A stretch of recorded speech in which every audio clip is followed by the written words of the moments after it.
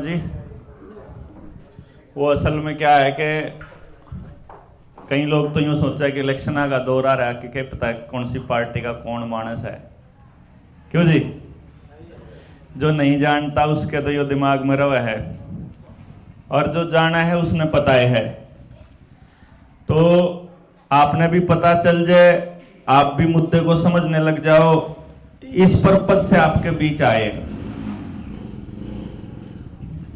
मुद्दा मतलब मेरी नजर से देखा जाए तो बहुत गंभीर है, और अगर मैं देखूं अपने गांव राम ने, अगर मैं अपने समाज ने देखूं तो मैंने ऐसा लागे जनू तो किसी ने कोई फर्क ही नहीं पड़ रहा, जनू सब अपनी मौज मस्ती में है।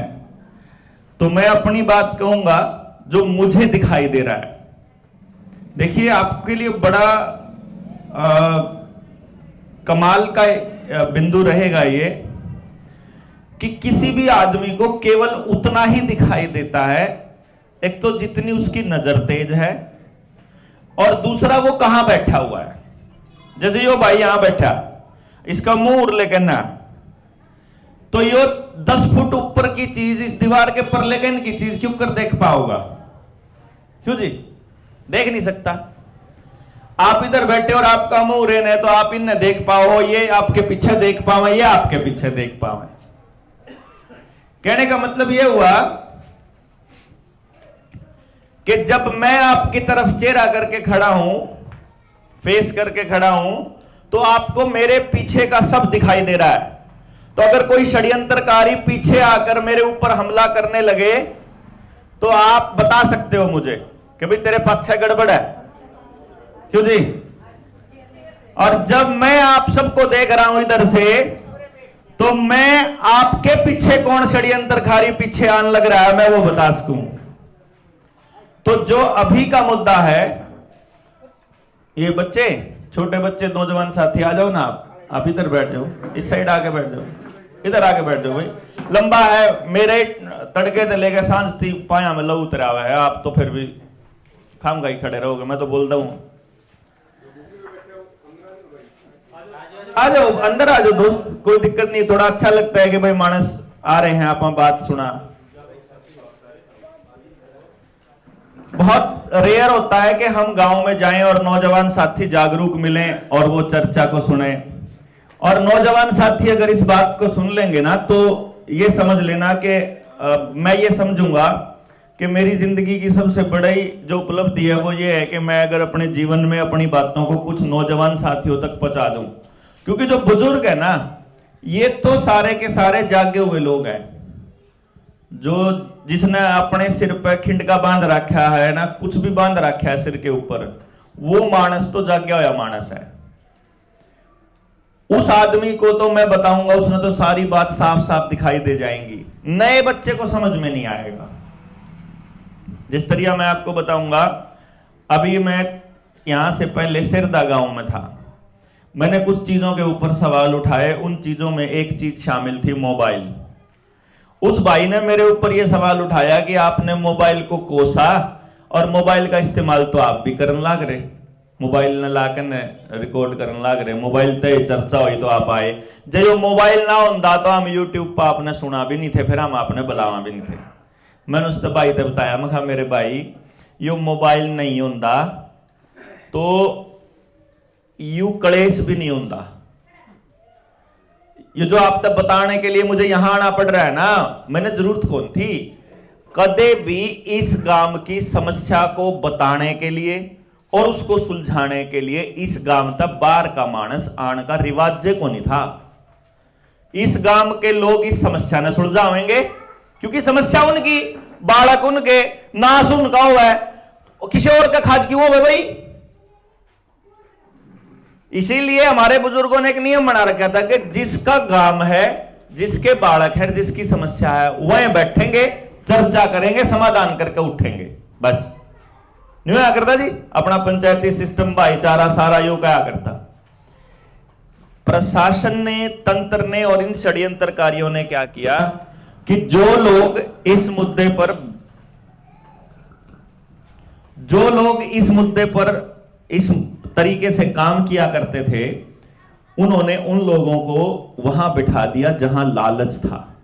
पंचायती लोगों को विधानसभा, राज्यसभा या बड़े बड़े चेयरमैन की कुर्सी दे दी, उनको लाल बत्ती दे दी, उनको बड़ा चौधर दे दी, उनका टॉर दे दिया, उनके एक इशारे पर प्रशासन काम करने लग गया। तो जो पंचायती लोग थे वह उसे तरफ चाल पड़े, अगापा ने भी वही बनना है। तो ये जो सामाजिक आदमी होगा ना, कोई भी, जिस तरह मैं समाज की बात करने के लिए आपके बीच आ गया और समाज के लोग आकर ना इकट्ठे हो गए और समाज के लोगों ने मेरा साथ देना स्टार्ट कर दिया, तो मेरे अंदर लालच जाग जाएगा या आपने सोचोगे तू जा विधानसभा में, तू इलेक्शन लड़ और तो जीत कर तो करिए। और फिर मैं वही बात कहूं उल्टा कि मान लो मैं भी चला जाऊंगा ना विधानसभा में, तो तंत्र ऐसा बना रखा है कि मैं भी कुछ नहीं कर पाऊंगा। तो सामाजिक आदमी को सामाजिक रहना चाहिए, राजनीतिक आदमी को राजनीतिक होना चाहिए, सामाजिक आदमी को राजनीतिक लेवल पे नहीं जाना चाहिए। तो सामाजिक आदमी समाज की राजनीति करे, वहां सत्ता वाली राजनीति ना करे, ऐसे ओपिनियन को लेके हम लोग चले। तो ये जो षड्यंत्र है ये क्या है ये समझा दूं मैं आपको। आप अगर बैठ जाएंगे तो पीछे भी लोगों को दिखाई दे जाएगा। ये षड्यंत्र समझना बड़ा जरूरी है, क्योंकि कुछ लोगों को यह सुविधा दिखाई देती है, मुझे यह षड्यंत्र दिखाई देता है। आपने कुछ चीजें ऐसी देखी होंगी कि जब भी आपको कोई चीज जीवन में फ्री मिली है, बाद में उसकी बहुत बड़ी कीमत चुकानी पड़ी है। और हमारे बुजुर्गों ने यह बोला हुआ था कि कोई भी चीज फ्री में नहीं लेनी किसी पे तक, जब बदले में उससे कुछ दो, लेकिन तेरे अंदर यह फीलिंग नहीं होनी चाहिए कि तने फ्री में मिला कुछ। और इस मानसिकता का उन लोगों को भी पता था जिनको मैं षड्यंत्रकारी कह रहा हूं। तो उन्होंने हमारे गांव में सबसे पहले एक गेम चालू करा कि गांव के लोग आता है कुछ सामान फ्री देना चालू करा। क्या क्या था उसमें था कि आपके ट्यूबवेल के कनेक्शन देने शुरू करे फ्री, आपके क्यों जी बिजली के कनेक्शन देने शुरू करे फ्री, यूरिया फ्री देना शुरू करा, डीएपी फ्री दिया, हाइब्रिड बीज फ्री में दिए। और जिस टाइम पे वो ट्यूबवेल के कनेक्शन फ्री दे रहे थे उस टाइम पे नहरी पानी आया करता खेत के अंदर, वो नहरी पानी कम शुरू कर दिया। अब धीरे धीरे आपकी नहर पीछे से गायब कर दी और सिर्फ ट्यूबवेल रह गया। इसी तरीके से जो डीएपी यूरिया फ्री मिला करता, आज उसके लिए लाइन में लगना पड़ता है। घर के कनेक्शन भी उस टाइम फ्री में दिए, बिजली भी फ्री चला करती, और यहां तक कि आपके गांव में नई नई टुंटी लगी थी तो वह टुंटी भी 3-3 घंटे फ्री चला करती। पानी उनमें इतने मोटे मोटे पाइप थे, वह मतलब इतनी लंबी धार फुल चला करती ना भाई।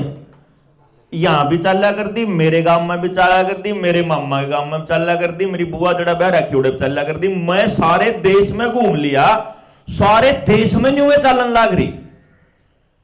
समझे बात आप? या ऐसा तो नहीं हो सकता भाई। देखो याड़े के लोग पागल हो सके हैं कि भाई मैं टुंटी ने ठीक से रख देनी, ओड़े के लोग हो सके हैं दूसरे गांव के, चलन्यू मान लो कित्थल डिस्ट्रिक्ट के लोग पागल हो सके हैं, चलन्यू मान ले कैथल के करनाल के पागल हो सके हैं। ऐसा थोड़ी हो सका कैथल के भी पागल, करनाल के भी, पंचकुला के भी, न्यून मेवात के भी, परान फिर महाराष्ट्र के भी, फिर मध्य प्रदेश के भी, है ना।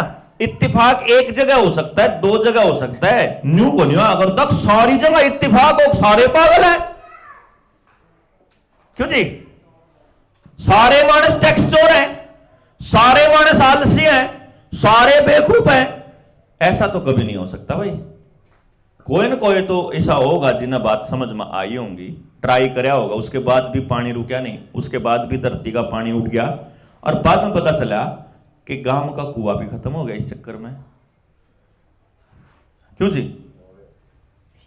फिर पता चला उसे टाइम पे जिस टाइम आपके खेत में पेस्टिसाइड गिरन लाग रहे हैं, उसे टाइम पे ट्रैक्टर भी आपको सस्ती किस्ता में देने लाग रहे हैं, डीजल भी सब्सिडी में देने लाग रहे हैं, पेट्रोल भी सब्सिडी में देने लाग रहे हैं। डीजल सब्सिडी में देवे हैं, जब डीजल किसी मानस ने बना दिया, सोचियो भाई सारे नौजवान साथी ध्यान से समझना, गौर से समझना, जब किसी मानस ने कच्चे तेल में डीजल निकालने की टेक्नोलॉजी बना दी तो उसने न्यू भी बेरा होगा कि डीजल के जलने से क्या होगा। क्यों जी? डीजल के जलने तक कौन सी गैस लिखना है या भी बेरा पा होगा उसने, क्योंकि पूरा स्ट्रक्चर मालूम है, तभी वो उसको प्योरीफाई कर सकता है, तभी वो उसको डिस्टिलेशन कर सकता है। अब जब उसने न्यू बेरा है कि इतने ट्रैक्टर हो जाएंगे, इतनी कार हो जाएंगी, उस टाइम पे इतना पोल्यूशन हो जाएगा, तो सब्सिडी पे डीजल और डीजल की कारों के प्रमोशन के लिए सस्ती कार और सस्ता डीजल और ज्यादा माइलेज, और फिर दिन दिन और फिर हर घर में जब डीजल कार हो जाए, फिर कहता है दिल्ली में डीजल कार बैन। और फिर नितिन गडकरी ने कहा कि अगले 3-4 साल में हम पेट्रोल और डीजल बैन करने वाले हैं।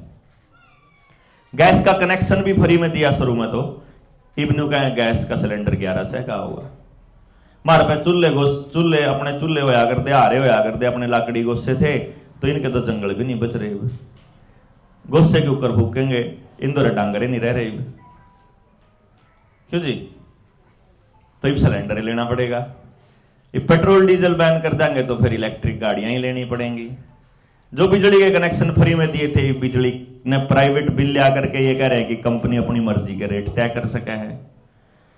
जो पहले आदमी कुंडी ला लिया करते, बाद में पता चल रहा है कि इब तो इलेक्ट्रिक मीटर आ लिए, इब तो चिपाड़े आ लिए, इब तो कनेक्शन काटने के लिए भी मीटर गांव में को नहीं आना पड़ता है, थोड़ी तक काट सके। नहीं समझ में आ रही बात? जुड़ रही है कुछ कहानी? उसी टाइम पे आपको ट्रैक्टर मिल रहा है, उसी टाइम पे ट्यूबवेल मिल रहा है, उसी टाइम पे आप तो न्यू कह रहे कि जो खेत में खड़ा आम का पेड़ा है, जो अमरूद का पेड़ा है, वो पेड़ा पैदावार नहीं होने देता, तो सारे पेड़े काट दो अपने हैं जो खेत के बीच में खड़े हैं। उसी टाइम कह रहा था ना वो मानस, आपने पैदावार बढ़ाने के लिए अपने पेड़े काट दिए। पैदावार तो बड़ी होगी, मैंने पता नहीं बदी कि नहीं बदी, पर मैंने न्यू जरूर बेरा कि जो था थारी दादी नानिया के हाथा में, पैरा में, मतलब गले में जो सोने चांदी रहा करता, वो तो गायब हो लिया। क्यों जी? मतलब वह पेड़े गायब होए, उड़ान तय गाय गायब हुई, उड़ान तय जंगल गायब होया, उड़ान तय जोड़ गायब होए, उड़ान तय कुआं गायब होया, उड़ान तय भाईचारा गायब होया, उड़ान तय स्वास्थ्य गायब होया, उड़ान तय पंचायती सिस्टम गायब होया, न्यूनतम सोना चांदी गायब हुआ। और आज आपके लिए ये कहानी है। आपको जो बुजुर्ग है उनको पूरी कहानी शायद नहीं पता, क्योंकि मैंने आपको शुरू में ही बोला, मैं आपके पीछे देखने लग रहा कौन कौन षड्यंत्रकारी हैं। मैं दीवार के परली साइड से आया हूं, इसलिए बताने लग रहा कि वहां क्या क्या षड्यंत्र है। आज गांव के 100% परिवारों के किसान क्रेडिट कार्ड बने हुए हैं। सब ने लिमिट बनवा रखी है।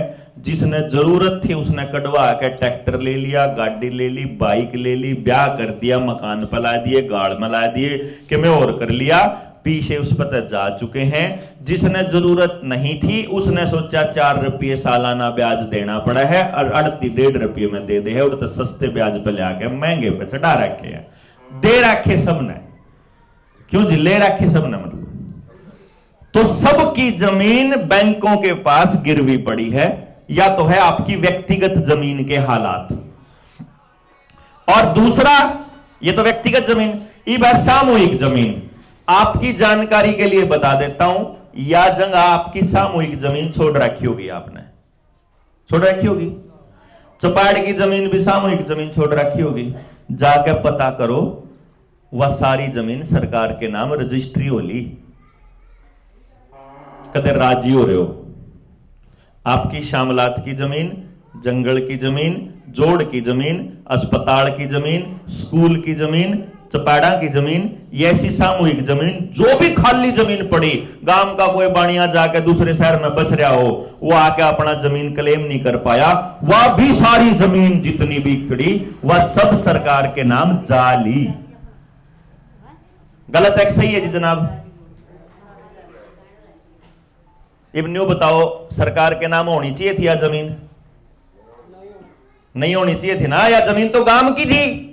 सरकार तो इसको अब क्यों कह देगी कि सरकार जो इस जमीन पे कुछ नहीं कर सकती, इस पे प्राइवेट कंपनियां करेंगी। अब यहां आकर के अडानी अपना एक स्टोर खोल दे, बढ़िया सा स्टोर, चमचमाता हुआ सा, और वहां से आकर के बोले कि dogs and Indians are not allowed, सोंगलवासी नॉट अलाउड, ना नौकरी के लिए ना यहां एंट्री नहीं होगी, दिस इज प्राइवेट प्रॉपर्टी। क्यों जी भाई? कहने का इसीलिए वो क्या कहते हैं कि इस गांव के नौजवान बच्चों को उलझा के रखो। जब शुरू में मोबाइल आपको पकड़ाया तो रिलायंस ने तो मोबाइल भी फ्री करके दिए थे, फिर उसके बाद डेटा देने लगा तो डेटा भी फ्री दिया करते, अनलिमिटेड डेटा दिया करते, वो डेटा लेने खातर। मतलब मैंने जो गैस सिलेंडर तक शुरू करी थी वह मोबाइल डेटा तक आ ली, और इस टाइम पर आपका इलेक्ट्रिक गाड़ियों पे सब्सिडी देने लग रहे, खेत के ड्रोन पे देने लग रहे। बस सोच लियो इसका आगे क्या होगा, नहीं समझ गए। अब आपके पास गांव में अपना जीवन जीने के लिए, मेरे बुजुर्गों में सवाल आपसे पूछता हूं, क्योंकि मैं ये सभी से पूछ रहा हूं तो आपको भी मालूम होना चाहिए कि हमें कैसा समाज मिला है। मैं बता देता हूं, मैं जब छोटा था तो मुझे ऐसा समाज मिला था कि मेरे पड़ोस का कोई चाचा ताऊ ला गया करता, मेरे गलत काम करने पर मैंने वो भी डांट सकता था, मेरे 2 थप्पड़ चट्टू लाश के था और मैं कुछ नहीं बोल सकता था। मैंने ऐसा समाज मिला था कि मैंने कुछ भी गलत करते हुए मैंने सारे गांव का डर लगा रहा करता कि कोई भी मानस मैंने दिख गया तो मैं गलत काम नहीं करूंगा, चाहे बीड़ी पीने का छोटा सा काम हो भी मैंने लुक के अकेले नहीं करना पड़ा करता। 5 महीने पीना शुरू किया था मैंने, फिर मैंने छोड़ दी, 5-6 महीने पी के, मेरा लगा गलत काम है, यो समझ में आई तो छोड़ दी। तो मैं कुछ नहीं किसा काम करता जो मैंने लुक का करना पड़ता हो। लेकिन मैंने यो एक चीज देखी कि मेरे को तो वो समाज मिला था कि जिसके अंदर पूरे गांव में एक भी आदमी बीमार नहीं है। आज के टाइम पे हमारे बच्चों को ये समाज मिला है कि एक भी घर ऐसा नहीं है जड़ा बीमारी नहीं है। उस टाइम पे घर में 15-15 मानस हैं, 20-20 मानस हैं। मेरे घर में 25 मानस थे, हम 5 भाई थे, चाचे तवंग मिला के 10 बाण थी मारे, और भाई 4 मेरे काका ताऊ और थे, मेरी माँ मतलब 8 हुए थे और 2 मेरा दादा दादी, टोटल 25 मानस थे हम। 25 मानसा में एक भी बेरोजगार नहीं था, सारे काम लागे रहा करते, तड़के ते लेके के मैंने कमे थाली होना होता थाली भी हो जाते, सांग देखने जाना कोई से ने सांग भी देखे आ करते। और आज के टाइम पे हमारे 1-1 2-2 बालक हैं, वह भी बेरोजगार भरे सारे। ठीक है जी। मैंने ऐसा समाज मिला था जहां अगर इलेक्शन के दौर में लठ भी बाजन लाग रहा है तो 5 बजते स्कूल का गेट बंद होते, पोलिंग बंद होते ही सारे के सारे जो से दिन में लठ बजावे थे, इकट्ठे बैठ के दूध चा पी लिया करते। क्यों जी? मतलब दिन में उनके बहस तगड़ी चाल रही, सान नबा होली इलेक्शन ही तो खत्म हो गया काम है, ले बैठ। मतलब मेरे को वो समाज मिला जिसके अंदर पैसा दिखता नहीं था लेकिन धन पूरा था, ना कोई भूखा सोवे था, ना कोई किसी ने दबावे था, और ना क्या चीज की कमी थी। ना किसी के गोडे दुखे थे, ना किसी की कमर दुखे थी, ना किसी का बीपी था, ना किसी का शुगर था, ना ही घर में डिप्रेशन का लेवल था, ना घर में तलाक थे, ना कोई अनाथ था, ना कोई विधवा थी। अगर किसी का पति गुजर भी गया महिला का तो उसको परिवार मिल जाता था। किसी बच्चे के दोनों माँ बाप गुजर गए तो परिवार अपने आप मिल जाता था। उसको सरकार से स्कॉलरशिप की जरूरत नहीं थी, उसको विधवा पेंशन नहीं चाहिए थी। कोई बुढ़ा हमने पीछा के चक्कर में सेवा कौन करी, हमने किसी बुढ़े की हम सेवा करा करते। बस जिस घर में पीछे का जिक्र है उस घर में सेवा भी नहीं होती। जिसके घर में रुपया आ गया, जिसने रुपया इकट्ठा करना शुरू करा, जिसने अपनी औलाद रुपये के पीछे लाई, जिसने अपनी औलाद रुपए के लिए पैदा करी, आज में बुढ़ा बुढ़ी गांव में अकेले पड़े हैं, उनकी कोई औलाद उनके दौरे नहीं, वह रुपये के पीछे है आज भी। गलत तो नहीं कह रहे जी? ठीक।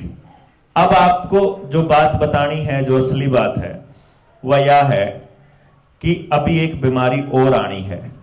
पहले एक बीमारी आई थी, उस बीमारी में उन लोगों ने आपकी एक टेस्टिंग करी थी।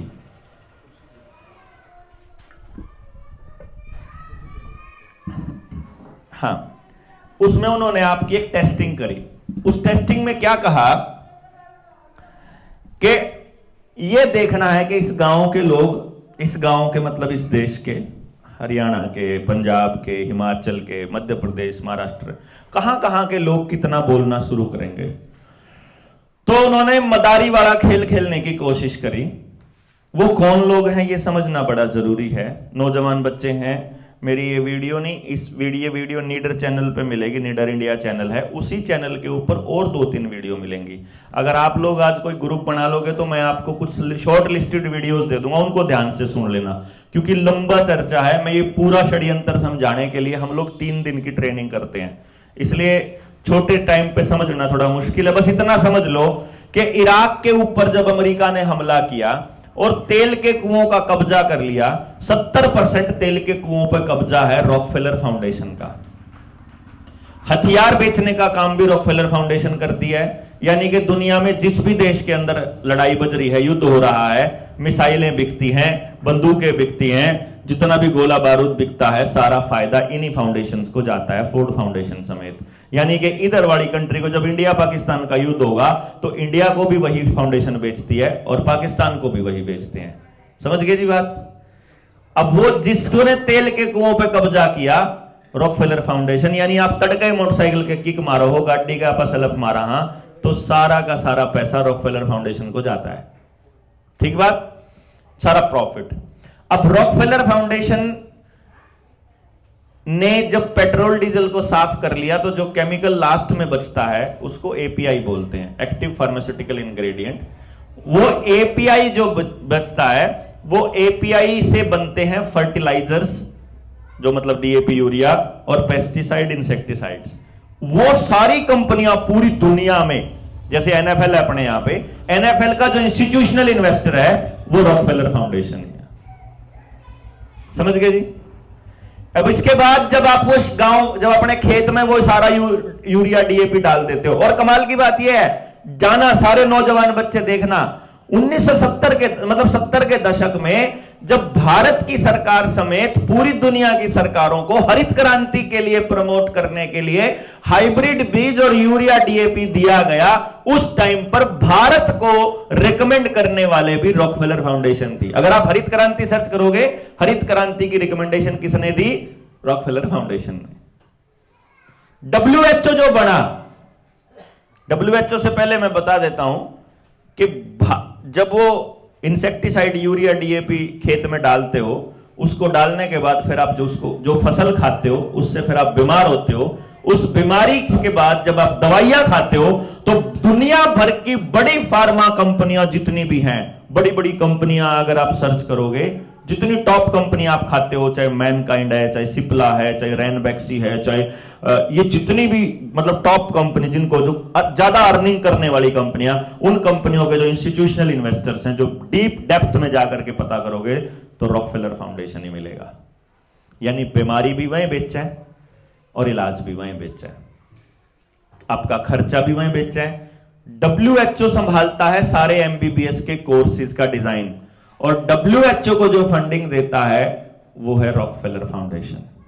और 1908 में फ्लेक्सनर कमीशन की रिपोर्ट के ऊपर डब्ल्यूएचओ बना था, वो फ्लेक्सनर कमीशन की फंडिंग भी रॉकफेलर फाउंडेशन ने दी थी। समझ गए जी? यानी कि आपकी सरकारों को खेतों में आप क्या डालोगे इसके लिए मजबूर करने वाले वही लोग बैठे हैं, चाहे सरकार किसे की हो। पहली सरकार बीआई कर रही थी, या बीआई कर रही, अगली बीआई कर रही, पंजाब वाली बीआई कर रही, पश्चिमी बंगाल वाली बीआई कर रही, महाराष्ट्र वाली बीआई कर रही। इसलिए कोई भाई किसी पार्टी का समर्थक हो तो ध्यान देना, आपके वाला नेता कुछ नहीं कर सकता, उसकी औकात ही नहीं है उनके आगे कुछ बोलने की। इसलिए अपना गांव आप ही को बचाना पड़ेगा, नेताजी नहीं आने वाले। नेताजी को तो अपनी कुर्सी और अपने पैसे, अपने ठेके से मतलब है, नेताजी को आपकी जिंदगी और आपके बच्चों की जिंदगी से कोई मतलब नहीं है। वो तो जब आप 10 लोगों के काम लेकर जाओगे तो किसी एक का ट्रांसफर कर सके, किसी एक के बालक की सिफारिश कर सके, उसके पल्ले कुछ को नहीं। समझ गए ना? और आपका बच्चा अगर कहीं लायक हो गया तो फिर उसके पीछे पीछे उसका झंडा ठानिया कौन ढाओगा फिर? क्यों जी? उसके झंडे कौन ठाओगा फिर जब हम लायक हो गए तो सारे? तो इसलिए आपके नालायक रहने में, आपकी बर्बादी में ही नेताजी की आबादी है। जब आपका बच्चा गांव के स्कूल में पढ़ेगा तो 1 पैसा खर्च नहीं होगा, क्योंकि गांव की जमीन आपकी है, गांव का स्कूल आपका है, गांव में पैदल जा सकता है, मास्टर जी बाहर से नहीं आते हैं, वो जो मास्टर तनख्वाह ले रहा है वो पैसा भी आप ही का है, और आप इकट्ठा करके भी पैसा दोगे, 10-20 मास्टर और गांव में ला लोगे तो भी कोई ज्यादा खर्चा नहीं होएगा। तो गांव का पैसा गांव में रहेगा तो जीडीपी नहीं बढ़ती है। पर आपका बच्चा जब गांव छोड़कर किसी प्राइवेट स्कूल में जाता है, उसको बड़ी बिल्डिंग बनानी पड़ेगी, बसें लेनी पड़ेगी, आया लगानी पड़ेगी, सीसीटीवी कैमरे लगाने पड़ेंगे, कंप्यूटर लेने पड़ेंगे, मास्टर बाहर से आएंगे तो मैं भी मोटरसाइकिल लेवेंगे, मैं भी कार लेवेंगे, वो भी आईटीआर भरेंगे, तो पैसे का सर्कुलेशन बढ़ता है तो जीडीपी बढ़ती है। अगर आप अपना खाना अच्छा खाओगे, अगर ऑर्गेनिक खेत में उगाओगे, अगर आपस में एक दूसरे को मजबूत करोगे तो गांव का पैसा गांव में ही रह जाएगा। अगर आप बैल से खेती करो या फिर आप ट्रैक्टरों का इस्तेमाल स्मार्टनेस से करो कि 10 आदमी मिलकर एक ट्रैक्टर का इस्तेमाल कर लें, जितना उसका जरूरत है, आप जरूरत से ज्यादा इस्तेमाल कर रहे हैं तो जितना अपने को जरूरत है अगर उसका सिस्टमैटिक इस्तेमाल करेंगे तो गांव का पैसा गांव में रहेगा, उससे जीडीपी नहीं बढ़ती है। लेकिन जब आप हेल्थ के मामले में भी जब आप बाहर जाओगे, क्योंकि जब आप खाओगे अच्छा तो बीमार नहीं पड़ोगे, बीमार नहीं पड़ोगे तो आपका आयुष्मान कार्ड काम नहीं आएगा, क्योंकि आयुष्मान कार्ड से बेनिफिट प्राइवेट कंपनी को है, इंश्योरेंस कंपनी को और प्राइवेट अस्पताल को है, आपके अस्पताल को नहीं है। उससे जीडीपी बढ़ती है। मतलब आपकी बर्बादी ही जीडीपी को बढ़ाएगी। यह नियम है, ये अर्थव्यवस्था का, अनर्थव्यवस्था का ये नियम है। आज के जो अर्थव्यवस्था जिसको ये लोग बोलते हैं वो असल में अनर्थव्यवस्था है। अब आपको ये बात समझनी पड़ेगी कि भाई नेताजी आपको बचाने नहीं आएंगे, मास्टर जी को तनख्वाह लेनी है, बाकी और जितने एम्प्लॉइज हैं, जितने बिजनेसमैन हैं, उनको भी यही काम करना है। आपको पता नहीं है कि आपके साथ षड्यंत्र, फिर कौन आएगा आपको बचाने के लिए? कोई नहीं है, एक्चुअली कोई नहीं है। अगर मेरे जैसा आदमी यहां खड़ा होकर के भाषण दे रहा है और कहता है कि आप मेरा साथ दो, मैं आपको बचाऊंगा, तो वो भी झूठ है। मैं भी नहीं बचा सकता, क्योंकि एक आदमी या एक संगठन नहीं बचा सकता, ना एक बिरादरी बचा सकती। गांव तब बनता है जब हमारी 36 की 36 बिरादरियां इकट्ठी होती हैं, उसी को समाज कहा जाता है। कहते ना जाट समाज, ब्राह्मण समाज, वो समाज नहीं है, वो बिरादरी है। जाट बिरादरी और ब्राह्मण बिरादरी या चमार बिरादरी है वो। समाज तब होगा जब 36 की 36 बिरादरी एक जगह बैठ के चर्चा करेंगी तो बिरादरी बने, वो समाज बनेगा। जब समाज के लोग बैठ करके चर्चा करेंगे कि 35 लोगों को बचाए बिना 35 बिरादरियों को बचाए बिना मेरी बिरादरी नहीं बचेगी, आपके बच्चे को बचाए बिना मेरा बच्चा नहीं बचेगा, तब आप सारे या बात कहेंगे ना, जो कर अपने बड़े बुजुर्ग कहा करते कि बालक तो सबके साजले होया करे। तो जब मैं आप 2 बालक आगे लड़ते लड़ते उनमें तो एक मेरा है, तो हमेशा आप क्या करा कर दे, अपने वाले का थप्पड़ चट्टू मारा कर दे, अपने ने धमकाया कर दे, दूसरे ने को नहीं। और जब वह दोनों मानस उस दूसरे के बापू तो चले जावे तो दूसरा भी नहीं करा करता, वो अपने वाले ने मारा करता, वो दूसरे ने कहा करता बेटा कोई बात नहीं, नहीं बंदी उससे क्या होता, सारा सामंजस्य बना रहा करता। मान लो 2 बालक लड़न लग गए, मेरे तो रहा है, इनमें तो एक मेरा बालक है, तो मैंने उसका मार दिया। इन्हें सोचा कि तो मेरा तो बाबू मेरे काम का नहीं, उड़ गया, उसाड़े तो रलेगा, उसाड़े ने उसका। लेकिन उससे न्यू पता चल गया कि यो मेरा हितैषी, यो मेरा हितैषी। तो जब उसने लड़ाई के टाइम पे अपने वाले का थप्पड़ मार दिया, तो अगली बार जब मेरी गलती पे मेरा मारेगा ना चाचा, तो मैंने दुख को नहीं आऊंगा, क्योंकि मैंने न्यू बेरा लाया वो मानस ठीक है। ठीक मानस के थप्पड़ खाने में कोई नुकसान नहीं होता, गलत मानस के थप्पड़ खाने में नुकसान हो। जाए लड़ाई इसी बाजन लागी, बाद में परिवार आ गई। अब चक्कर ये है जी, कहानी बड़ी है, मैंने तो ये सिर्फ आपको जोड़ के बताया है कि फायदा किसको होना है। मैं जो बात बताने की कोशिश कर रहा था वो ये कर रहा था कि आप अपने घर में जितना भी सामान इस्तेमाल करते हो, टॉयलेट की शीट से लेकर के उसमें टब है, उसमें मग्गा है, उसमें साबुन है, शैम्पू है, कोई केमिकल सफाई करने वाला इस्तेमाल करते हो, ब्रश लेके आते हो, चप्पल लेके आते हो, बाल्टी लेके आते हो, या अपने खेत में काम करने का, रसोई में काम करने का कोई सामान लेके आते हो, तो उससे लाभ किसको होता है? क्या आपके गांव के किसी व्यक्ति को होता है? तो आपको पता चलेगा ना, गांव के किसी आदमी का कोई फायदा नहीं होता, बल्कि गांव के सारे मानस अपनी खून पसीने की कमाई इकट्ठी कर करके कंपनी आता है देने लग रहे हैं। क्यों जी? अगर आपका सारा पैसा खाली होता रहेगा, अगर आपका गांव पैसा बाहर भेजता रहेगा, तो गांव तो कभी तरक्की कर ही नहीं पाएगा ना जी। भाई जब आप सारा ले लेके बाहर भेजते रहोगे, जब नाशे करते रहोगे अपने हाथ है न्यू दोनों हाथ न्यू करते रहोगे, कत्ते ही राग लोग आप, इसीलिए आपका नाश होना, अपना नाश होना स्टार्ट हो हमारा, क्योंकि आपने सारा गांव लाग के कंपनियां ने पकान पर लाग रहा, अपने भाईचारे की तरफ किसी का ध्यान ही नहीं, अपने गांव की तरफ किसी का ध्यान ही नहीं है, और हमें नजर नहीं आ रहा। मैं इसलिए आया हूं कि एक बार देखो, ये तस्वीर भी है, अगर आपको समझ में आए तो, और ये अचानक से नहीं हुई है, ये ऐसा नहीं है कि आप रात को सोए हुए थे, अचानक से टक देसी कोई उठा और देखा ओहो तो गांव का नाश्ते ले भाई, न्यू नहीं होया जी। धीरे धीरे धीरे धीरे उन लोगों ने हमारी बुद्धि के ऊपर ऐसा जाड़ गिरा कि हम सोच ही नहीं पाए। एग्जाम्पल बताता हूं कैसे डाला, ये नौजवान बच्चे जो मोबाइल में लगे रहते हैं, मैं इनके लिए बता रहा हूं।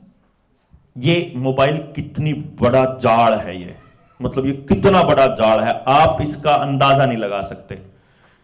अगर आपको सर्च करना है तो पता करना, स्क्रीन जो बनाई थी उससे मोबाइल से पहले बड़े मोबाइल थे, टैबलेट थे, कीपैड वाले थे, फिर कंप्यूटर थे, फिर टेलीविजन था, फिर टेलीविजन सबसे पहले जो टेलीविजन आए थे, अगर पता करोगे तो 40 के दशक में टेलीविजन आर्मी ने बनाया था, CIA ने, अमेरिका की इन्वेस्टिगेटिंग एजेंसी है, सेंट्रल इन्वेस्टिगेटिंग एजेंसी, उस एजेंसी ने बनाया था, और इस डिवाइस का नाम है माइंड कंट्रोल डिवाइस। जब ट्रेनिंग में आओगे तो पूरा बताते हैं कि टीवी से माइंड कैसे कंट्रोल किया जाता है, लेकिन टीवी से आपकी सोचने समझने की क्षमता और शरीर की क्षमता कैसे खत्म की जाती है वो मैं अभी बताता हूं। अभी कति लाइव दिखा दूंगा, या तो मैं कहीं सोचने समझने की कैसे होती है पहले वो बताता हूं। हमारे जो बुजुर्ग हैं इनको पता है ये बात। मैं जब तड़के तड़क हम जंगल पानी पहले जंगल में जाया करते, तो उस टाइम पे हमने राम जितने भी मानस मिला करते हैं सारे आपस में राम राम करते पाया करते, राम राम भाई, राम राम भाई, राम राम चाचा, राम राम ताऊ, राम राम बेटे, राम राम जी ताई, जो कोई भी मिल गया राम राम। जोटे ने भी बड़द ने भी ले भाई राम का नाम, राम बरस गया भाई, राम ने तो गर्मी कर दी, राम ने ठंड कर दी, राम बेरा नहीं क्या करेगा, राम पता नहीं राम मारेगा है जी, 24 घंटे राम है जी, क्यों जी राम रंदा सबका, सारी बिरादरी सारी जात जितने थे लोग गांव में सब राम राम राम। इवन कोई गांव में अगर कोई मुसलमान का घर था तो वो भी आपस में बात कराया था, राम राम नहीं करा करता, कोई फर्क को नहीं पड़े था उसने। फिर रामायण आई, मैं छोटा ही था उन दिनों में, महाभारत से पहले रामायण आई। आज जब दोनों भाइयों के घर में लड़ाई बाज रही होता पक्के का करा, रामायण हो रही कि महाभारत हो रही, क्या कहा करा जी, महाभारत हो रही, यानी भाइयों की लड़ाई महाभारत। ये देखो इतनी लंबी कहानी में तो बस महाभारत का नाम सिर्फ तब याद आवा जी भाई भाइयों की लड़ाई बाज रही हो, या आपस में लड़ाई घमासान युद्ध माच रहा, महाभारत हो रही हो तो ठीक बात। रामायण में अगर किसी भाई का अगर देखो जी, मैं इसलिए बताऊं यह बात क्योंकि कई बार मेरे तय धमका लिया कई हिंदूवादी संगठनों ने कि तू राम के नाम पर रामायण के नाम पर सवाल उठावा है। मैं सवाल नहीं उठांदा, मैं एक टीचर हूं और मने न्यू बेरा बालक शाही चूस की तरह हुआ है, बच्चे का जो दिमाग है ना वो शाही चूस की तरह हुआ है। बच्चे ने जब देखा कि राम अपने पिता के चरण स्पर्श कर रहा है और वो राम के कहने से, वो पिता के कहने से वो गांव मतलब अपना भवन छोड़ गया और जंगल में चला गया, पिता ने वो देखा, तो बच्चा वहां से सीखेगा अपने पिता के चरण स्पर्श करना और पिता की आज्ञा मानना, ठीक है ना। अब एक बात बताओ, शाही चूस है, नई चीज जो भी आवेगी सीखे वो तो लेवेगा ना, पानी में गिरोगे पानी में चूस लेगा, लाल रंग में गिरोगे लाल रंग ने चूस लेगा, हरे रंग में गिरोगे हरे रंग ने चूस लेगा। क्यों जी, मैं उस शाही चूसने नहीं उकंदा रहा हूं, अख्तर ने जो है ना लाल रंग नहीं चूसना, तेरे तो बेटा इतना रोटी देने लग रहा, तना इतना पैसा कमा के देने लग रहा ना। तो बच्चा जब वहां पर रावण को देख रहा है कि वो दूसरे की औरत को उठा के ले जा रहा है, तो क्या वहां से नहीं सीखेगा वो दूसरे की औरत को उठाना? जब वो वहां से सीख रहा है कि जय श्री राम का नारा लगते हुए अपने ही आसपास सामने वाले को काटना, मन ने वह तुम सहतूत की वह डंडी लेकर मुड़ी हुई तलवार बनाएगा उसकी, अपने अपने भाइयों बहनों हम लड़े और हाँ तलवार बना के ना, और उसमें हर बार जय श्री राम का नारा लाया करते। अर्जुन साहब भाई आड़े 40+ का हो 45+ का हो उन सारा ने बेरा उन कहानियां का क्यों जी। अपन लड़ाई की मतलब जय श्री राम का मतलब था सामने वाले का तीर मारना, जय श्यामी वाले का तलवार मारना। ये दो मतलब थे जी, सही बताऊं मैं, मन नहीं बेरा, मन ने उड़तवाई सीखी थी। मेरे तो बाद में समझ में आई उत्तरी की खुद बालकपन में मेरे बालकपन में मेरे दिमाग में यो फेंक दिया। ईब वह बालक, यानी जो उस टाइम पे बालक थे वह ईब उस पार्टी के पदाधिकारी बन रहे हैं मेरी उम्र के बालक में, और कति इसी भक्ति में उलझ रहे। जब समझ में तेरे की कितना लंबा जाल फेंका था उनने, हमारा समझ में नहीं आया। आज जो आपके छोटे छोटे बच्चे कार्टून देखते हैं ना, एक बार उन कार्टूनों को खुद देखना। उन कार्टूनों में बहन भाई आपस में किस कर रहे हैं, उन कार्टूनों में लड़का लड़के को किस कर रहा है, लड़की लड़की को किस कर रहा है, ये सिखा रहे हैं वो हमारे बच्चों को, नई पीढ़ी को। समझ रहे हो मेरी बात आप? यानी वो छोटे बच्चे को अंदर ही जहर डाल देंगे। उसके बाद ये मैसेजेस आ रहे हैं कि नया बच्चा शादी नहीं कर रहा क्योंकि वो नपुंसक हो चुके हैं, बांझ हो चुके हैं जनाब। 70% नपुंसकता है अपने देश के अंदर इस टाइम पे। और किस किस की नपुंसकता? खेत की देखोगे अगर किसी भाई के पास, किसी किसान के पास, आज पूरे गांव की बात बताऊं, गारंटी देता हूं, कोई 1-2 घर बिरला बच रहा हो तो न्यारा, नहीं तो किसी पे ओरिजिनल बीज नहीं है, सारा बीज मंडी से आता है। क्यों जी? खेत का बीज बाजार से आवे, डांगरा के बीज बाजार से आवे। डांगर नहीं है, ना जोटा रह रहा ना खागड़ रह रहा जी। कृत्रिम गर्भाधान होता है और IVF सेंटर खुलन लाग रहे रोज शहरा में, आदमी का बीज भी नहीं रह रहा। समझ गए बात आप? अब खेत का भी नहीं, डांगरा का भी नहीं, मानसा का भी नहीं, पानी भी नहीं रह रहा, कुआं भी नहीं रह रहा, नलका थाड़ा भी नहीं रह रहा। जय सरकार 2 साल पहले जैसे करा था वैसे ही दोबारा कर दे। 2 साल पहले उन्होंने आपके पेट को पकड़ के न्यू मरोड़ा था कि रोटी तब मिलेगी जब हमारी गुलामी करोगे, यही कहा था जी। रोटी, हर चीज रोटी से जुड़ी थी। क्या कह रहे थे?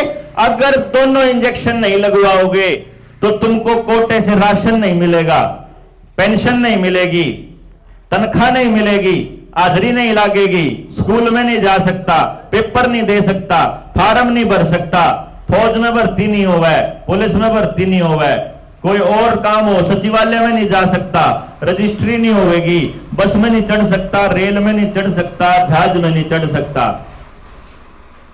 है जी, मंडी में नहीं जा सकता, दुकान नहीं खोल सकता, यही सब गया था ना। यानी सारी चीज पेट के साथ जुड़ी हुई थी भाई साहब। उन्होंने देख लिया कि जिस आदमी के रोटी जिसके हाथ में है वो चलाएगा उसको, और ये पता थी उनको कब षड्यंत्र रचे थे खेत के बीज खराब करने के। इस टाइम पे इस लेवल पा लिए कि सबते गांव के पास बीज नहीं, सबते गांव में का अरेंजमेंट खत्म कर दिया और सारे के सारे डिपेंडेंट कर दिए सरकार के, और सारे के सारे अपना पैसा देने लग रहे बाहर। 4500 जिस गांव में वोट है ना, 4500, उस गांव में लगभग 50 लाख रुपया महीने का प्राइवेट स्कूलों में जावे, 5-6 प्राइवेट स्कूलों में जावे सारे बालक। ला लो साहब किताब, तेरा कौन से में जावे, मेरा कौन से में जावे, उन्हें वही 5-6 सरकारी प्राइवेट स्कूल है। क्यों जी? और बदले में हासिल क्या हुआ है? हासिल बेरोजगारी, बेरोजगारी, बेरोजगारी। समझे जी? हमको पढ़ाया क्यों उन लोगों ने पता है? विकास के लिए नहीं पढ़ाया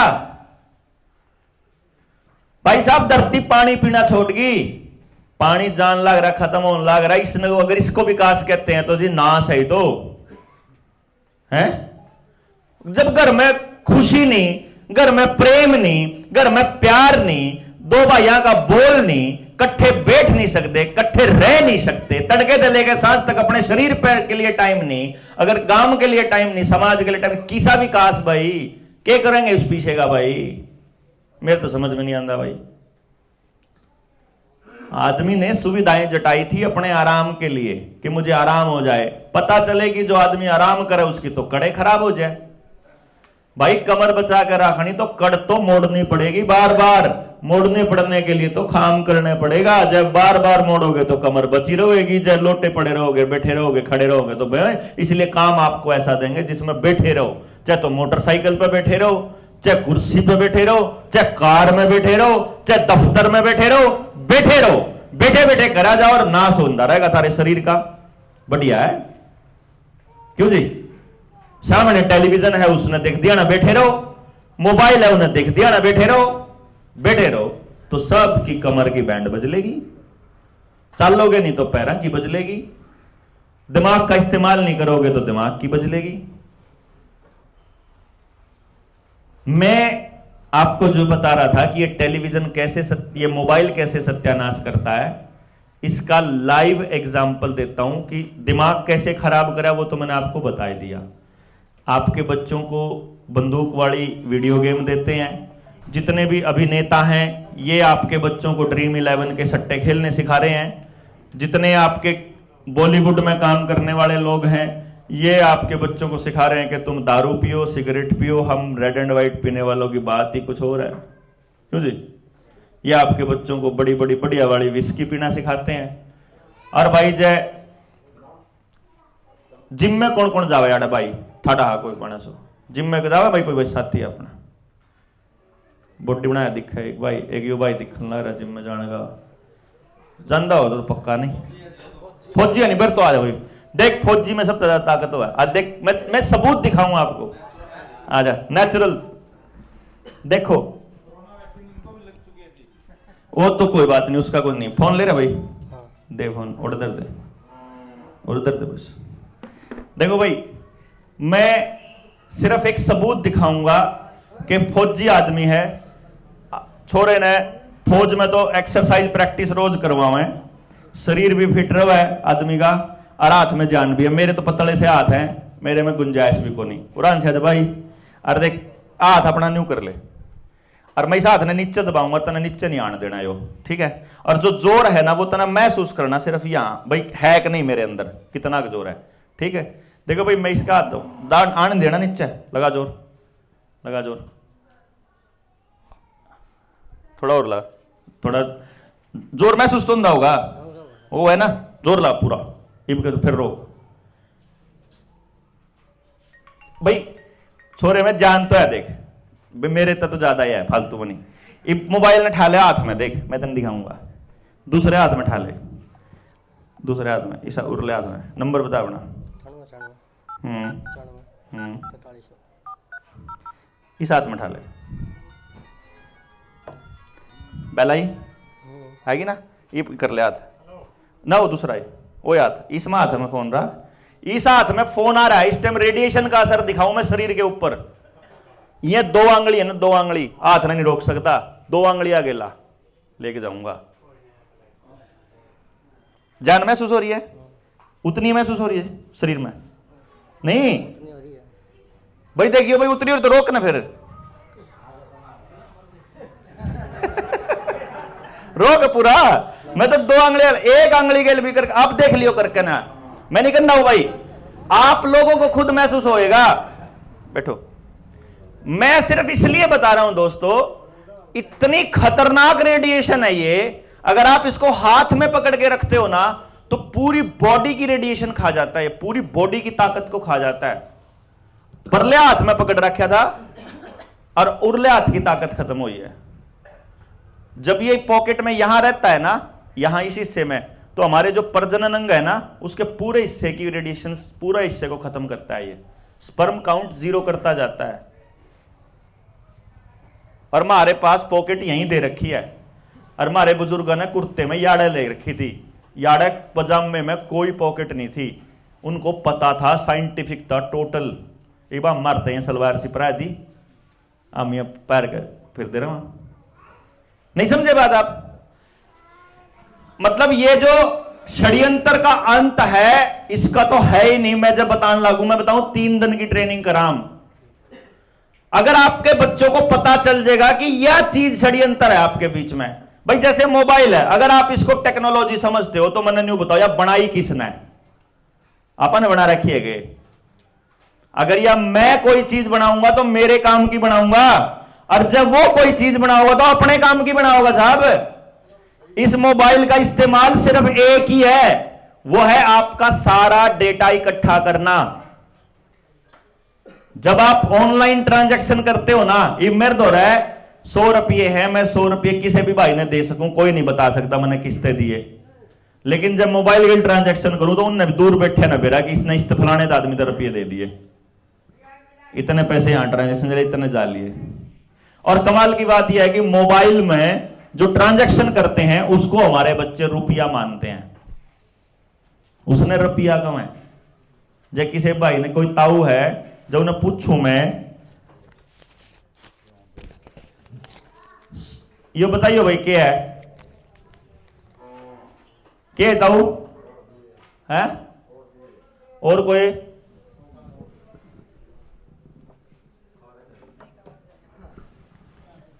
ये 100 रुपए नहीं है, ये 100 रुपए का नोट है।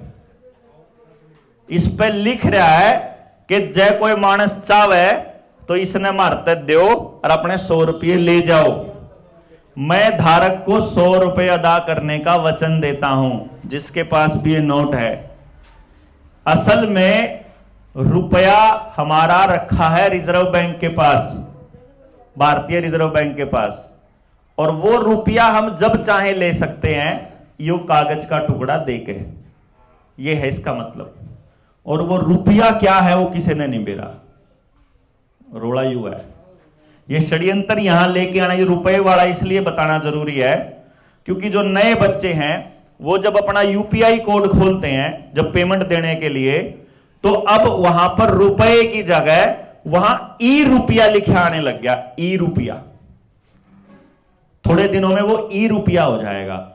जब वो ई रुपया हो जाएगा तो फिर ये रुपया नहीं मिलेगा आपको वहां उसके बदले में, समझ गए ना। ई रुपया कुछ सौदा नहीं है, लेकिन ये रुपया, ये रुपये का नोट रुपया है। वो रुपया क्या है, उसके कागज लेके आए हम।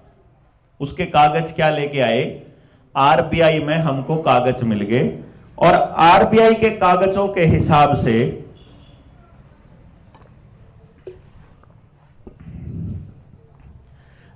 इसने इस रुपया वाली बात ना मैं थोड़ा एक सेकंड के लिए होल्ड कर लूं। पहले मैं एक दूसरी बात पूछ लूं, गांव राम ते सारा न बेरा पाओगा भाई। 1 किलो का जो बट्टा है वो सोने वाला ज्यादा बढ़िया तोलेगा, लोहे वाला ज्यादा बढ़िया तोलेगा?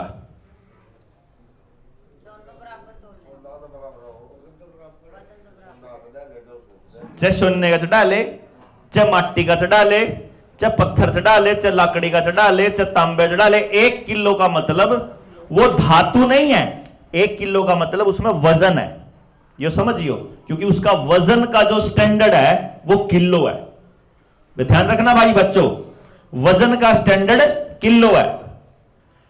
अब आपको यह समझना पड़ेगा कि किलो का जो वजन है वो 1000 ग्राम रहेगा, तो वो 1000 ग्राम जब तक नहीं हो जाता, 999.999 ग्राम भी अगर होगा तो भी वो 1 किलो नहीं कहलाएगा। और अगर 1001.001 ग्राम होगा तो भी वो 1 किलो नहीं कहलाएगा। 1 किलो का मतलब पूरा 1000 ग्राम। ऐसे ही आपके पास चांदी का रुपया होता है, सोने उसका तांबे का रुपया हो, लोहे का रुपया और कागज का रुपया हो, तो चारों में से असली रुपया कौन सा होगा? चारों में से असली रुपया कौन सा? तो फिर ये कागज वाले नकली, जय चांदी वाला असली बोला तो कागज वाले नकली हो जाएंगे, लेकिन ऐसा नहीं होता। आप लेके जाना, चांदी वाला रुपया लेके जाना बैंक में, और लोहे वाला भी लेके जाना, और ये कागज वाला भी 1 रुपया लेके जाना। बैंक वाले तीनों को ही 1 रुपए में लेते हैं। पानी होगा, पानी बिना थोड़ा गलेगा, मुंह थोड़ा गलचेगा। असली बात यह है कि रुपया चाहे कागज का हो, चाहे लोहे का हो, चाहे चांदी का, रुपया रुपया होता है। 1 मिनट ताऊ, 1 मिनट। रुपया रुपया होता है और रुपए की कीमत बराबर है, तो बैंक उसको रुपए की कीमत बराबर मानता है। लेकिन अगर आप वही तीनों चीजों को लेके बाजार में जाओगे तो जो लोहे वाला और कागज वाला उसमें तो एक टॉफी मिलेगी, और जो चांदी वाला है उसमें 10 20 50 किलो गेहूं भी मिल जाएंगे, मतलब उसमें सामान मिल जाएगा। इसका मतलब उसमें जो वैल्यू है वह धातु की है, रुपए की नहीं। लेकिन बैंक तो रुपए को मानता है। और मैंने अभी आपको बताया सोने का बट्टा और लोहे का बट्टा, जब बात बट्टे की हो, वजन की हो, तो दोनों में कोई फर्क नहीं है, 1-1 किलो का अगर है। इसी तरह से चांदी का रुपया और लोहे का रुपया, अगर बात रुपए की हो तो कोई फर्क नहीं, बैंक दोनों को 1 रुपया में मानता है। तो इसका मतलब रुपए का भी कोई ना कोई स्टैंडर्ड है। तो जब हम आरबीआई से कागज लेके आए तो हमको पता चला हमारे रुपए का स्टैंडर्ड सोना है। मैंने मेरा दादा कंधा सुना करता, 100 का नोट दिए, 100 का नोट दिए, 10 का नोट, 10 रुपये नहीं कभी था वो कदे भी, 10 का नोट क्या करता, 100 का नोट क्या आंदा। और वो मेरे तो बताया करते जब मैं छोटा था, अग बोला यू है नहीं, इसका बराबर का सोना दरिया उड़ा मारा, जितने रुपये सरकार पाओ है नहीं उतने नोट छाप सके सरकार, जितने रुपए जितना सोना सरकार दो रहा है उतने। मका सोना दरिया बोला, मका कितना, ओ नहीं बेरा कितना दरिया, ईबा हमने पता करा 1 रुपये के बराबर 777 मिलीग्राम सोना दरिया। 15 रुपया का 1 तोला सोना सरकार के पास रखा हुआ है, 15 रुपये देकर अपना 1 तोला सोना कद्दे ले लो। यो हमारे आरबीआई के एक्ट में लिखा हुआ है, एक्ट की धारा 26। सारे भाई पढ़े लिखे जितने पढ़े लिखे हैं सर्च करियो, आरबीआई एक्ट 1934, उसकी धारा 26 में लिखा हुआ है कि आरबीआई बाध्य है कि जितना आप रुपए का नोट लेके आएगा मालिक, उसको उसके बराबर का सोना देना। और दूसरी बात, आईपीसी की धारा 230 से लेकर 254 तक यह लिखा हुआ है कि कोई भी मानस दुनिया का इस स्टैंडर्ड ने कम नहीं कर सकता। समझ गए बात? यानी कि अगर सरकार ने अगर ये कम कर दिया तो मतलब धोखा होया, वह जेल जावेगी। जिस भी एमएलए, एमपी, मुख्यमंत्री, प्रधानमंत्री ने साइन कर रखा, जो कर खेती के 3 कानून गलत थे, मतलब गलत थे।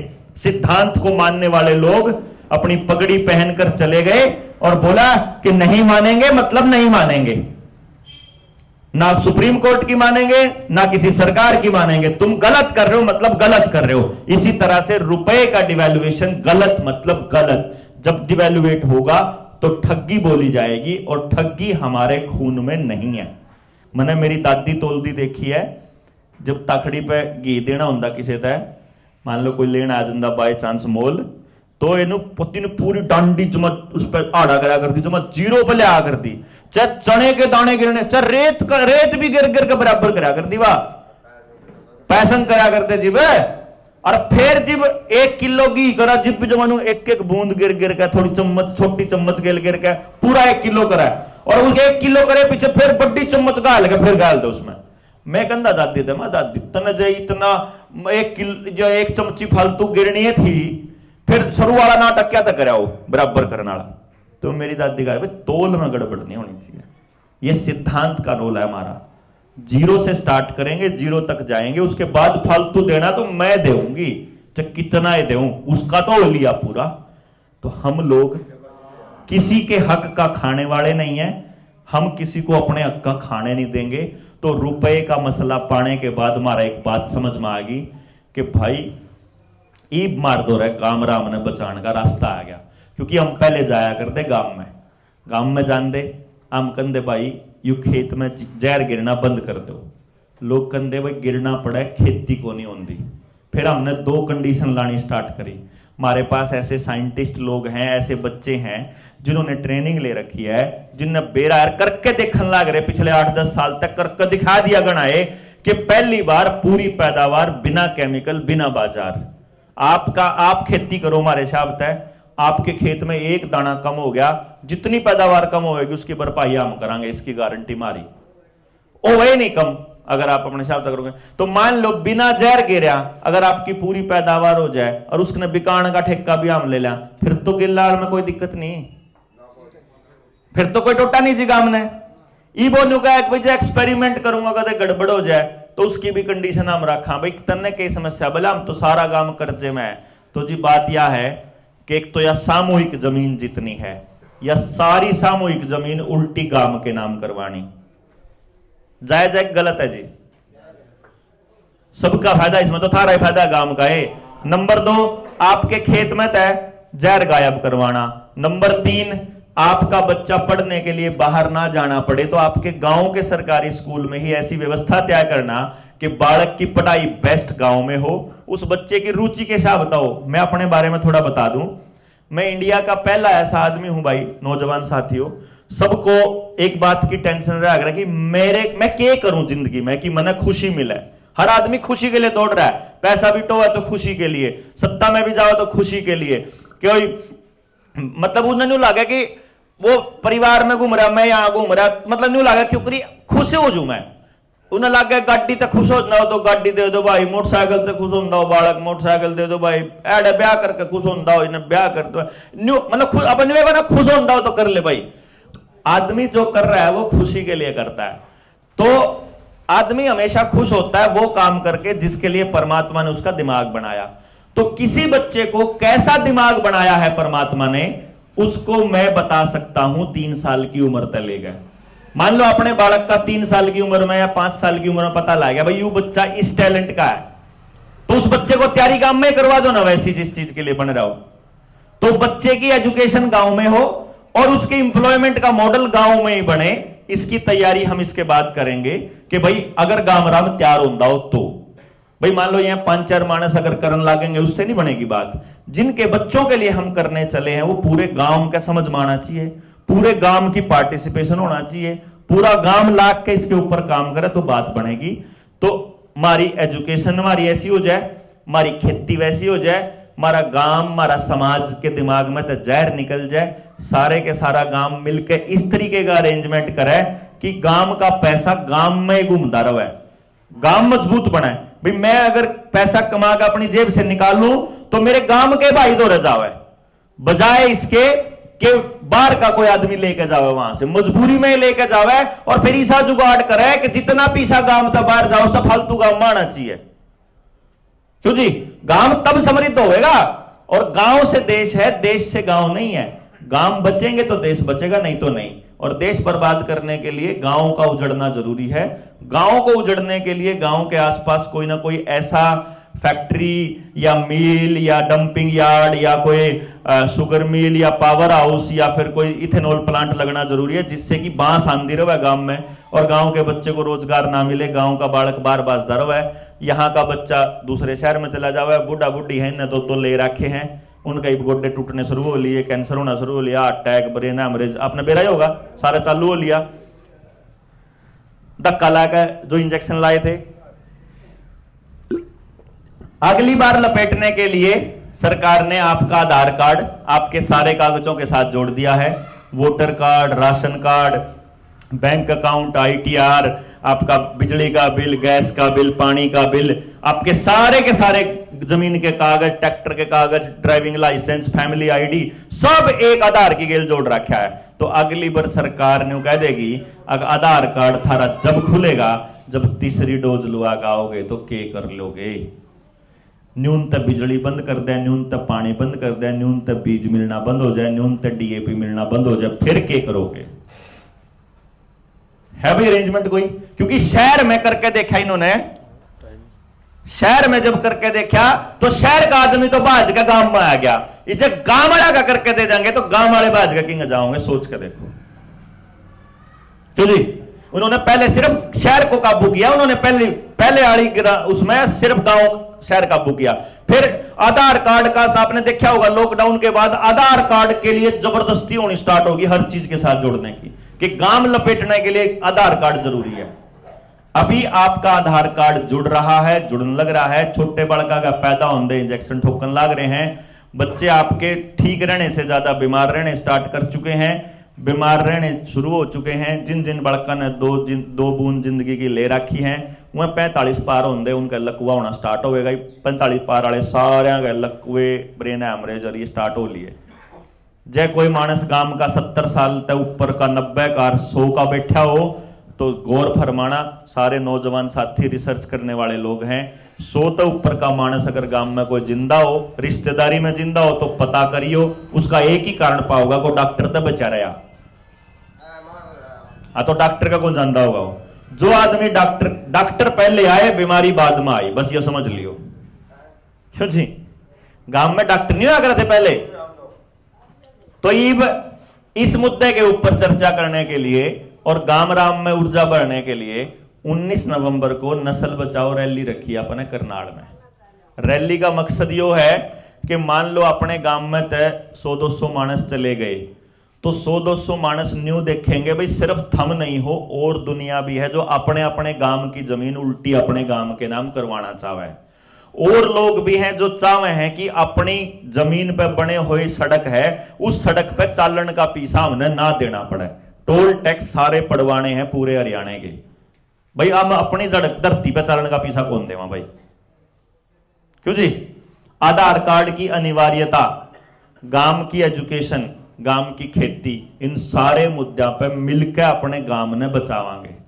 और उससे भी बड़ी बात जो आपने करनी है कि सरकार आप किसी की भी बनाओ, पार्टी आप किसी को भी चुनो, किसी भी आदमी को विधायक बनाओ, किसी को भी सांसद बनाओ, बस ताकत गांव के पास रहनी चाहिए। जब गांव ने लिख के दे दिया तो लिख के दे दिया, बात खत्म। फिर कोई विधायक हो फिर किसी की नहीं चलेगी, गांव की चलेगी। गांव की ताकत वापस लाने के लिए, अपनी अगली नस्लों को बचाने के लिए, कि पानी के ऊपर बचावा, अपना बीज के ऊपर बचावा, अपना गांव के ऊपर बचावा, इसके लिए 19 नवंबर ने इकट्ठे हो रहे। आना चाहिए जी कि नहीं आना चाहिए? है ये जो नस्ल बचाओ रैली सिर्फ आप नहीं आओगे जी, आपने और लोग भी तैयार करने पड़ेंगे। गांव में पूरे एक मुहिम चलानी पड़ेगी कि भाई आपा 19 नवंबर ने करनाला चाला, 19 नवंबर की रैली में पार्टिसिपेट करा और ज्यादा से ज्यादा लोग इस संख्या में भाग लो। फिर उसके बाद वहां से आने के बाद फिर आपके गांव ने फिर इकट्ठा करके दोबारा फिर चर्चा करांगे, क्योंकि बेरा लगना चाहिए पूरे गांव ने।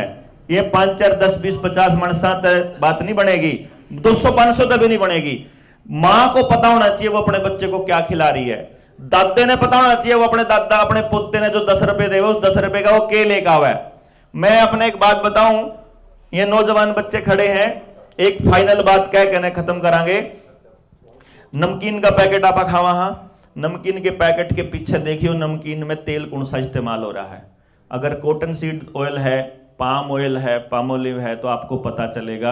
अब तो सरसों भी जीएम आ गई, जेनेटिकली मॉडिफाइड। जेनेटिकली मॉडिफाइड जो जीएमओ है, वो जीएमओ जो भी खाता है, ये ब्राजील की सरकार की ऑफिशियल स्टेटमेंट बता रहा हूं, रिपोर्ट है कि ब्राजील की सरकार ने ये रिपोर्ट जारी करी कि जो भी व्यक्ति या जो भी जानवर जेनेटिकली मॉडिफाइड आइटम खाता है, उसकी अगली संतान नपुंसक या बांझ पैदा होगी, या तो वो हो जाएगा उसकी शादी के टाइम तक। जो छोटे छोटे बच्चे जितने कुरकुरे, जितने ब्रेड, जितना बिस्किट, जितना नमकीन, जितना ये सारा कुछ बाजार का पैकेट का खाना खा रहा है, इस सब से असलियत में उनकी जो प्रजनन क्षमता है वो खत्म होने जान लग रही है। ये ऑफिशियल स्टेटमेंट है, मेरी नहीं है। तो जितना टमाटर मार्केट में है, जितनी शिमला मिर्च मार्केट में है, जितना खीरा और सुतरा सुतरा सा सारा जेनेटिकली मॉडिफाइड है।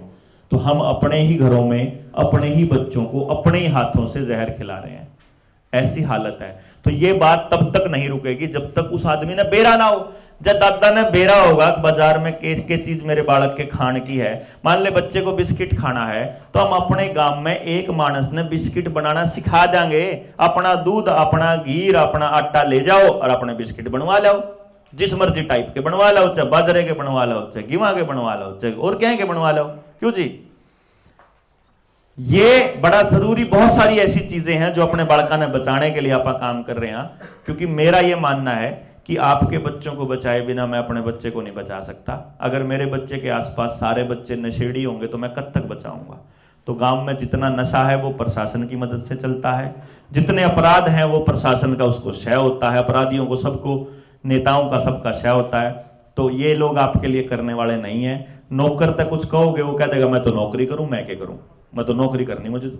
नौकर आपकी बात मानेगा नहीं, नेता को आपकी बात मानने की जरूरत नहीं, और कोई करेगा नहीं बाहर का आदमी। तो मतलब यह है, सिंपल एक ही समाधान है कि जिसका गांव बर्बाद होने लग रहा है उस गांव ने खड़ा होना पड़ेगा। क्यों जी? जिसके बालक बर्बाद हो, क्यों मेरे तुझे एक नेता ने कही थी बात, पर तू क्या था भड़क ले रहा बलारा, मगर भड़क नहीं ले रहा हूं कि सारा एकती नाश हो लिया, बोले जिनकी औलाद मरन लग रही उन्हें फुर्सत नहीं। मैं गया उन दो रहे, मगर तुम कर दे क्यों नहीं, गांव वाले 2-4 गांव में शुरू में गया, मैं 2016 की बात बताऊं, मैं 2000 शुरू में गया तो शुरू के 2-3 गांव में मैंने सबक मिल गया। मेरे तय हर आदमी ने एक बात कही, अकबर देवेंद्र भाई बेटे हमने बेरा तो कौन दिन बात का, मगर भाई बात तो इनकी जायज है, ये तो अपने हाथ अपने बड़का का नाश न्यू करने लग रहे, कि बेरा ही को नहीं किया नाश करने लग रहे। जब बेरा हो किसी माँ बाप ने तो उन्हें थोड़ा नाश करना चाहेंगे। हर आदमी अपने बालक ने बढ़िया जिंदगी देना चाहे, उसका एक के राह है कि हर आदमी ने इसमें आके शामिल होना पड़ेगा, और कोई राह मना नजर आता है। ठीक है जी, ना मरता है किसी और तक वोट देकर आप अपने बालक ने बचा सकते, ना आपने किसी ने सपोर्ट देगा, माना दान देकर भी नहीं बचा सकते, मारे घर बना के भी नहीं बचा सकते। आप सिर्फ 150 को, आपका गांव है, आप करोगे, हम तरीका बताएंगे। रैली के बाद जब गांव राम इकट्ठा होता हो, सारे नौजवान बूढ़े इसी जगह पर ट्रेनिंग रख लियो। ट्रेनिंग में जब 2 दिन रहना पड़ेगा, हम 2 दिन रुकांगे, तड़के से लेकर सांझ तक पूरा षड्यंत्र समझाएगा जावांगे और पूरा तरीका बताएगा जावांगे के चीज ठीक करनी, के चीज बढ़ानी, के चीज क्यों करनी। उसके लिए बाहर तक के लाना है, वो भी तरीका बताओगे, ले आओ सारे जने लाग कर, कुछ भी नहीं लगता, घर गेला हिस्सा कर दो ना, जिसके घर जितनी जमीन है उसके हिसाब से अपना उसका हिस्सा रख लो। यू गांव का खर्चा है, यो खर्चा इकट्ठा खर्चा इस जगह पर खर्चा करांगे आप, जब गांव की बारी आओगी। जो बड़का पे खर्चा होगा सारे गांव का इकट्ठे हुए में तक करांगे। गरीब के बालक ने भी उतना ही मौका देवांगे जितना अमीर के बालक ने मिला है। क्यों जी, गरीब के घर में भी तो कोई ना कोई बड़ा खिलाड़ी पैदा उसका है, यूं थोड़ी है कि सिर्फ अमीरा गए पैदा हुए, उन्हें बेचारे ने कोई सुविधा मिलती नहीं, तो आप उनके लिए भी करांगे। क्योंकि हमारे सारे जने एक दूसरे के साथी हैं, जिस पे जमीन है उस पर आदमी को नहीं, जिस पर आदमी है उस पर जमीन को नहीं, तो सारे आपस में मिलकर कर लेंगे, क्या दिक्कत है जब आप बैठांगे। तो 19 ने करनाल आओ, आप सब लोग आओगे, सारे इस मुहिम में शामिल होगे, अपने बच्चा ने बचाओगे, इस नस्ल बचाओ रैली का हिस्सा बनोगे। इस उम्मीद में मैं अपनी बात यहीं खत्म करता हूं। जय हिंद, जय भारत।